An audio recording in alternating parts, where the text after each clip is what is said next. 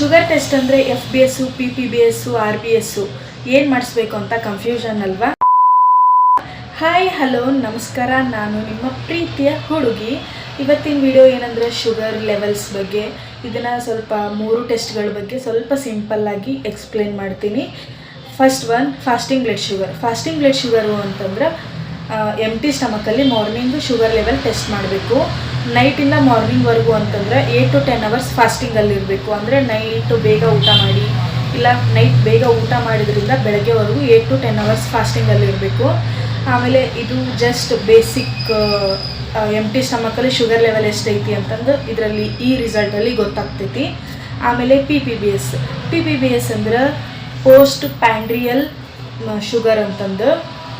ಇದು ಆ್ಯಕ್ಚುಲಿ ಊಟ ಆದಮೇಲೆ 1.5 hour ಆದಮೇಲೆ 2 hours ಬಿಫೋರ್ ಚೆಕ್ ಮಾಡಬೇಕು. ಇದು ಊಟ ಆದಮೇಲಿನ ಶುಗರ್ ಲೆವೆಲ್ಸ್ನ ಹೇಳುತ್ತೆ. ಆಮೇಲೆ ರಿಪೋರ್ಟ್ಸಲ್ಲಿ ಪಕ್ಕದಲ್ಲಿ ನಾರ್ಮಲ್ ರೇಂಜ್ಗಳು ಕೊಟ್ಟಿರ್ತಾರೆ, ನೀವು ಕಂಪೇರ್ ಮಾಡಿದರೆ ನಿಮ್ಗೆ ಅಲ್ಲಿ ಐಡಿಯಾ ಸಿಗುತ್ತೆ. ನೆಕ್ಸ್ಟು RBS ಸಾರಿ, ನಿನ್ನೆ CBC ಹೇಳಿದಾಗಿಂದ RBC ಅಂತ ಬರತೈತಿ. RBS ರ್ಯಾಂಡಮ್ ಬ್ಲಡ್ ಶುಗರ್ ಏನಪ್ಪ ಅಂತಂದ್ರೆ ಯಾವಾಗಾದರೂ ಎನಿ ಟೈಮು ಮಾಡಿಸ್ಕೋಬೋದು. RBS ಅನ್ನೋದ್ರೊಳಗೆ ನೇಮ್ ಒಳಗೆ ಐತಿ ರ್ಯಾಂಡಮ್ ಅಂತ. ಎನಿ ಟೈಮ್ ಊಟ ಆದಮೇಲಾದರೂ ಎಂಟಿ ಸ್ಟಮಕ್ಕು ಏನಾದರೂ ಯಾವಾಗಾದರೂ ಎನಿ ಟೈಮ್ ಕ್ವಿಕ್ಕಾಗಿ ಚೆಕ್ ಮಾಡ್ಬೋದು. ಇದು ಜಸ್ಟ್ ಶುಗರ್ ಲೆವೆಲ್ ಎಷ್ಟಿದೆ ಅಂತ ಇದ್ರೊಳಗೆ ಗೊತ್ತಾಗ್ತದೆ. ಆಮೇಲೆ ಮೋರ್ ಇನ್ಫಾರ್ಮೇಟಿವ್ ವೀಡಿಯೋಗಾಗಿ ನನ್ನ ಪೇಜ್ ಫಾಲೋ ಮಾಡಿ. ಮತ್ತು ನಾಳೆ ಶುಗರ್ದು ನೆಕ್ಸ್ಟ್ ಕಂಟಿನ್ಯೂದು HbA1c ಅಂತ ಐತಿ, ಅದ್ರ ಬಗ್ಗೆ ಡೀಟೇಲಾಗಿ ಹೇಳ್ತೀನಿ. Thank you for watching this video. Bye.